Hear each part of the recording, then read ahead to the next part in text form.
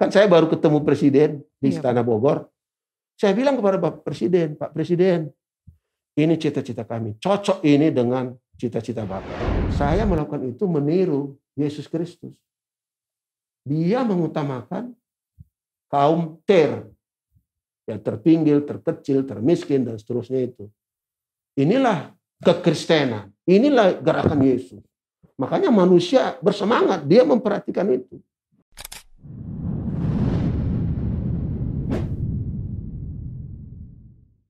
Berkaitan dengan tantangan yang besar itu Pung, di awal mulai pelayanan ini, kita tahu sekali bahwa sejak Opung mulai pelayanan sebagai Porus, keadaan finansial HKBP mungkin bisa dikatakan terombang-ambing.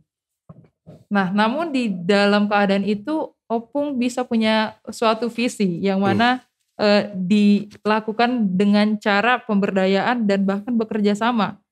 Juga Opung melakukan perbaikan terhadap aset-aset HKBP seperti sekolah-sekolah, universitas, dan sebagainya.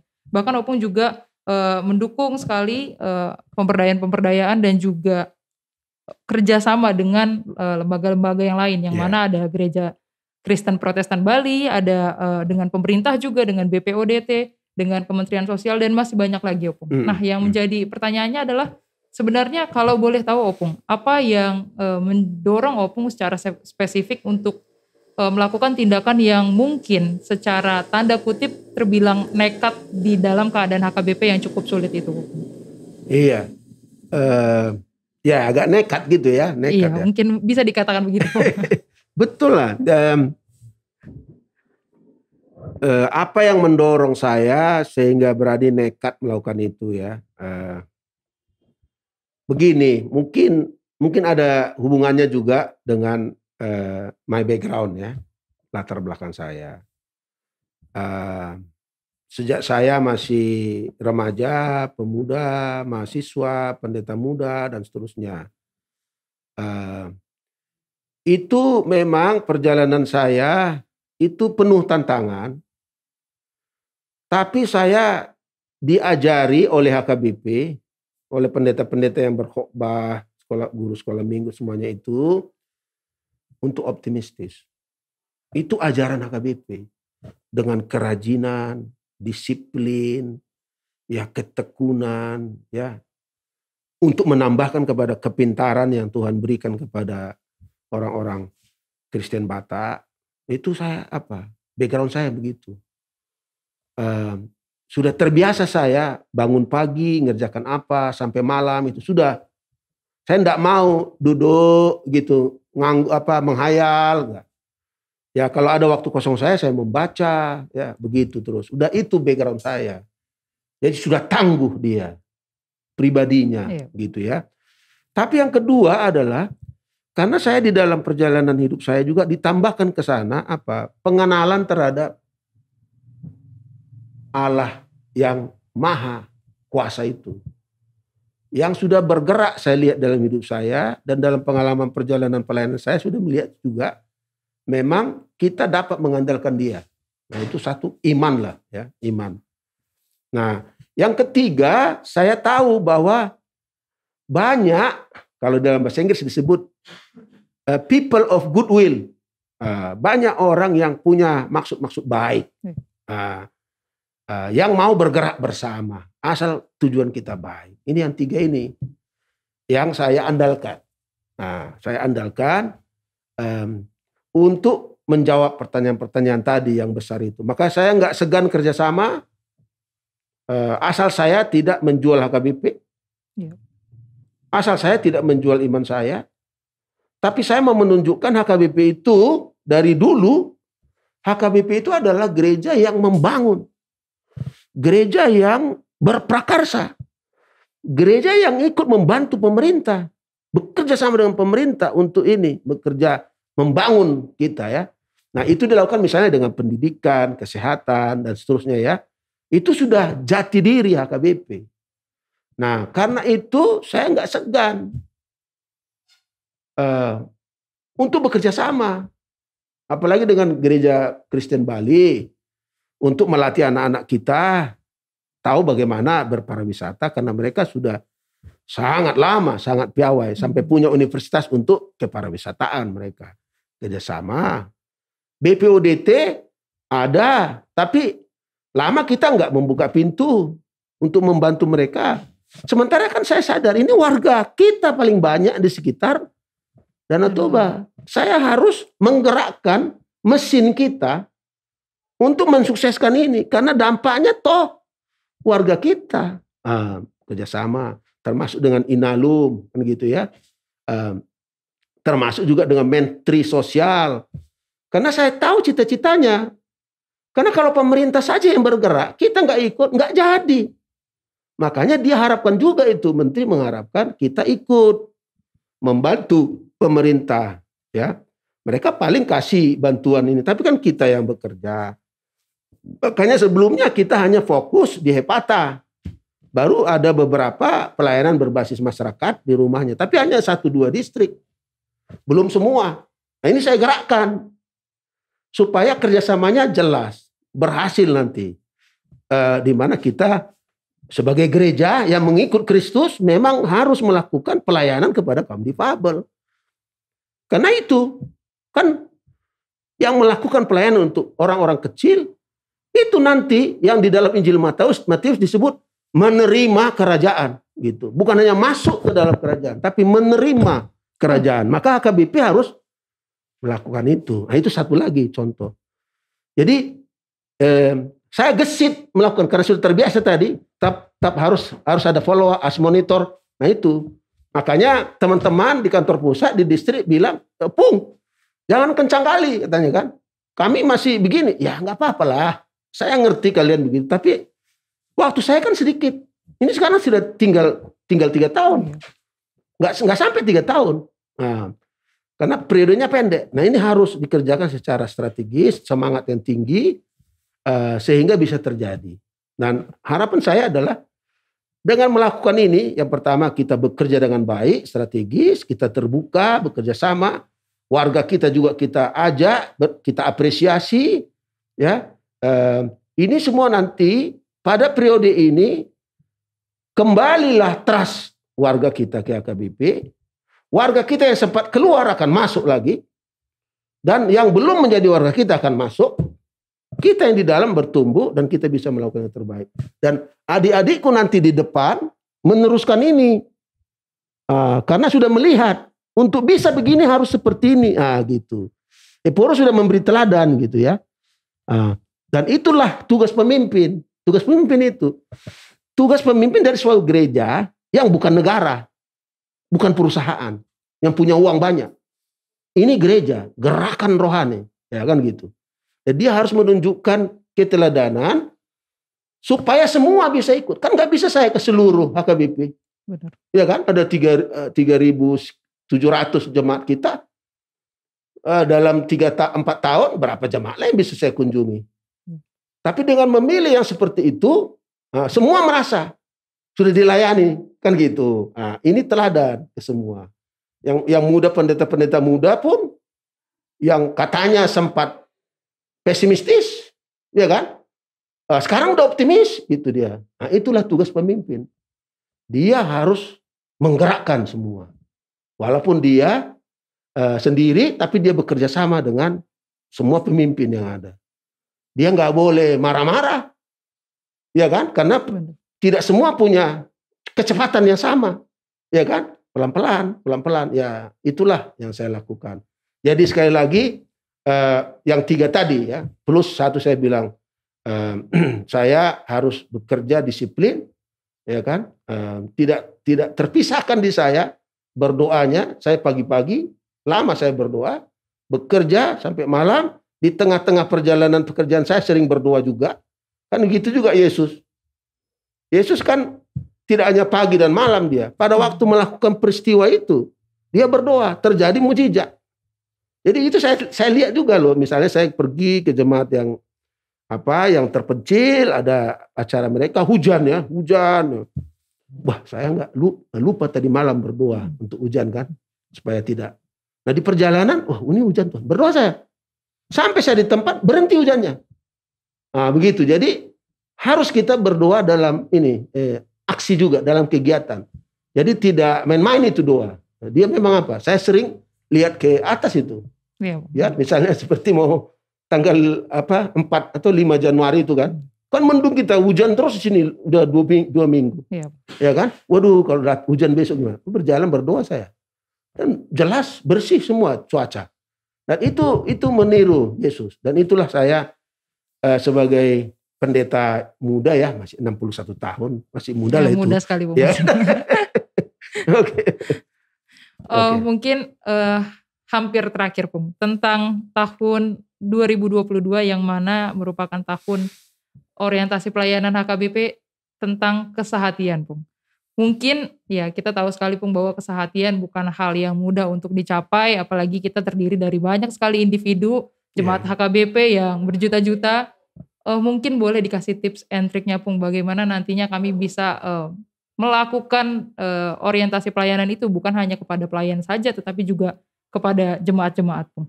Iya, gini ya, satu yang mau saya katakan terkait hal itu adalah begini. Ini HKBP yang sudah berusia 160 tahun dengan jumlah warga 6 juta orang, jumlah pelayan penuh waktu 3.000 orang, paruh waktu mungkin ada 50.000, ya kan, dengan jemaat 3.700.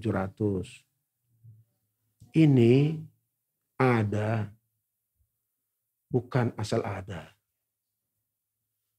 Tuhan Allah punya rencana-rencana yang baik sekali kepada kita, melalui kita, dari kita. Nah ini HKBP ini. Dan kita lihat ke belakang. Kita pernah dalam skala besar maupun dalam skala kecil berseteru satu sama lain. Nah ini. Inilah salah satu yang menghalangi mengapa maksud Allah yang besar itu, yang mau menggunakan HKBP sebagai alatnya itu belum tercapai. Belum tercapai. Belum tercapai misalnya. Kita bermisi masih ke dalam. Belum keluar. Ya kan? Keluar memang ada beberapa saja, tapi tidak sangat bersemangat. Tidak sangat intensif. Gitu ya. Nah, atau pelayanan diakonikia kita ada, tapi kita belum pernah dapat hadiah Kalpataru misalnya, ya kan? Iya Pak. Nah, karena kita masih kecil-kecilan saja melakukan diakoni. Nah, persekutuan kita, nah itu tadi di jemaat-jemaat yang kecil pun, di keluarga-keluarga pun sering terjadi konflik. Sehingga tujuan dari HKBP, visi HKBP menjadi berkat bagi dunia itu sulit nanti itu pelaksanaannya. Sulit tercapai. Tidak ada kunci yang paling baik kecuali kita menyatukan hati. Menyatukan hati, pikiran, perasaan. Dan memang dari awal Yesus sang Rabi sudah mengantisipasi adanya konflik di antara pengikutnya.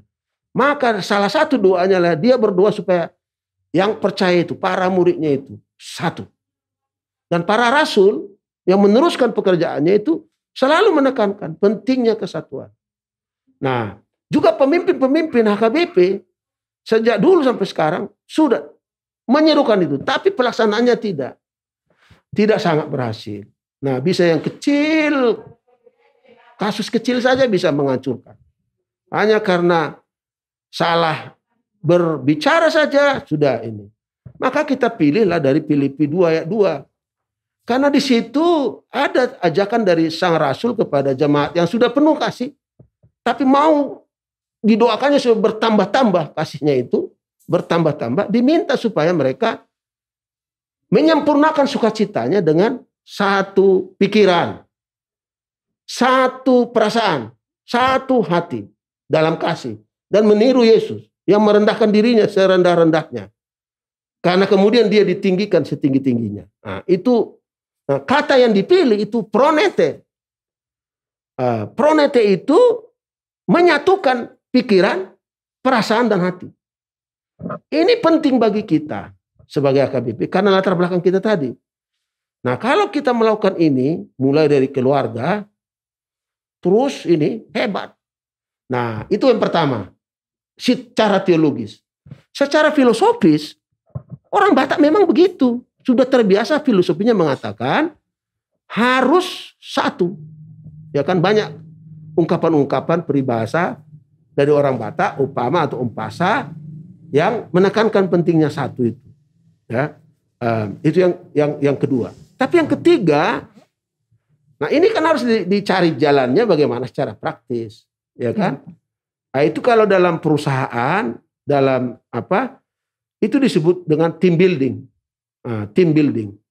Harus ada kebiasaan di kita melakukan team building. Bukan alone player, ya, pemain single. Enggak, itu harus team building. Nah, ini harus dilatih. Ini enggak merupakan kebiasaan. Karena kebiasaan kita mau muncul sendiri-sendiri. Di Jerman juga saya pernah hidup dan tugas di sana. Ada kecenderungan mau single fighter. Ya, tapi adalah ahli-ahli manajemen yang mendorong kepada mereka supaya team building. Nah, di mana ada trust, saling percaya, ada saling membantu, ada saling menopang, ada saling mengampuni, ada saling memaafkan, nah gitu. Ini yang harus kita. Makanya kita mulai dengan preses. Preses pelatihan untuk itu. Kita undang ahli-ahli manajemen yang sudah berhasil dalam hidupnya melakukan itu. Nah, preses sekarang nanti di bawah juga melakukan. Kita juga mengundang kepala kabit-kabit. Ya kan, kabit-kabit untuk melakukan itu. Team building harus diusahakan, diadakan pelatihan-pelatihan supaya terbiasa kita. Tidak lagi mengulangi kebiasaan di jemaat-jemaat. Misalnya ada pendeta resort, ada anggotanya di situ, ada pendeta fungsional, ada Bible Pro, ada guru. Ini sering pecah. Gontok-gontokan di sini.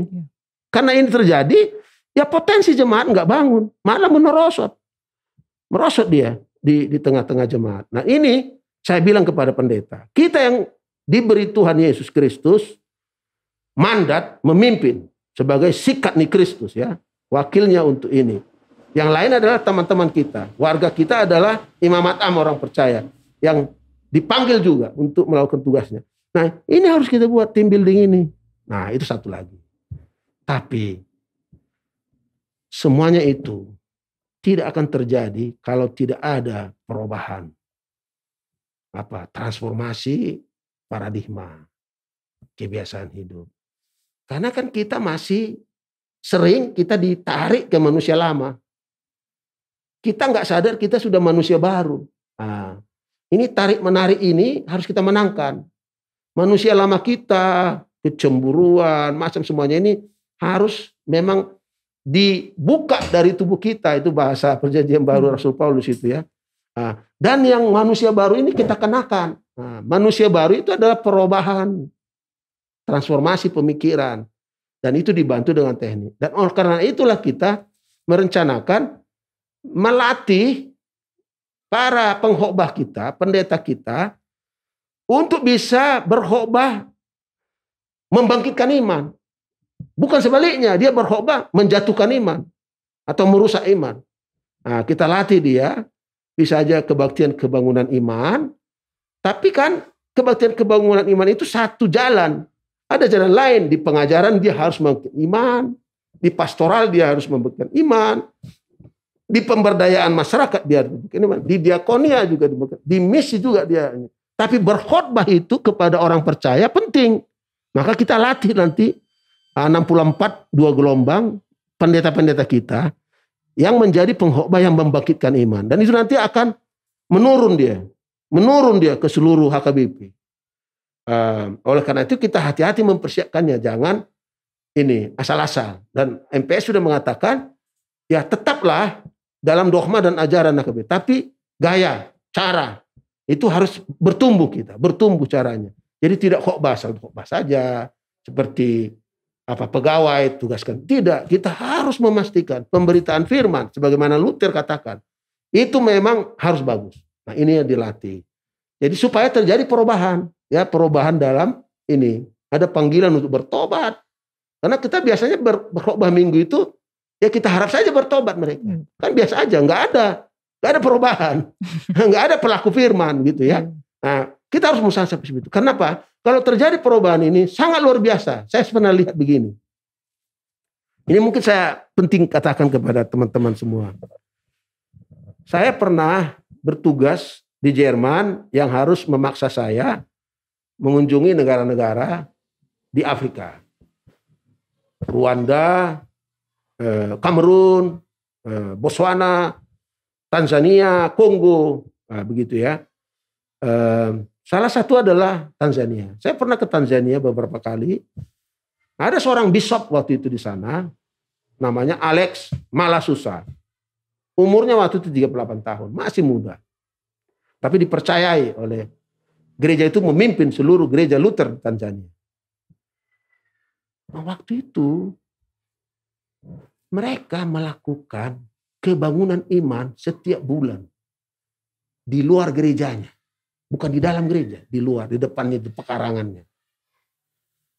Lewat peristiwa itu, tambah banyak yang percaya. Lewat peristiwa itu, bersemangat itu warga gereja Luther di Tanzania. Dan dengan adanya semangat itu, ya, dia bilang, pemerintah kita sekarang, itu kan sosialis Tanzania, didirikan oleh Nyerere, kawan Soekarno, ya waktu itu. Nah, mereka negara sosialis yang memegang semua, melakukan semua. Tapi pada satu titik dalam perjalanan mereka, yaitu sekitar 20 tahun yang lalu, mereka mengatakan, ini nggak bisa begini. Harus kita buka kepada masyarakat, ikut berperan. Nah, inilah ditangkap oleh bishop itu. Mari, tapi udah bangun imannya. Mereka dirikanlah universitas. 1, 2, 3, 4 universitas. Ya, termasuk satu lagi, universitas untuk pengajaran kepada kaum difabel. Jadi didirikan universitas untuk pengajaran kaum difabel.